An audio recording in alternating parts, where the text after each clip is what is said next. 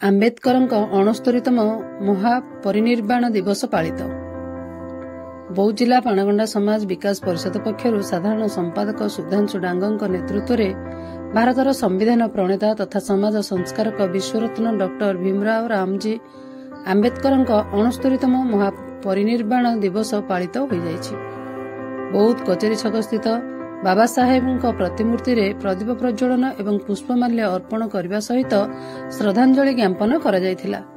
ଏହି ଶ୍ରଦ୍ଧାଞ୍ଜଳି କାର୍ଯ୍ୟକ୍ରମରେ ସଂଗଠନର ସହକାରୀ କୋଷାଧ୍ୟକ୍ଷ ଶ୍ରୀନିବାସ ହାତୀ, ଜିଲ୍ଲା କାର୍ଯ୍ୟକାରିଣୀ ସଦସ୍ୟ କ୍ଷେତ୍ରମୋହନ ମହାନନ୍ଦ, ପୁରୁଷୋତ୍ତମ ବାଘ, ରମେଶ ମହାନନ୍ଦିଆ, ରଞ୍ଜନ ରଣବିଡ଼ା, ଅର୍ଜୁନ ବେହେରା, ଅଜିତ କୁମ୍ଭାର, ଗଙ୍ଗାଧର କୁମ୍ଭାର, ସାନ ରଣବିଡ଼ା ପ୍ରମୁଖ ଯୋଗଦେଇ ସକ୍ରିୟ ଅଂଶଗ୍ରହଣ କରିଥିଲେ।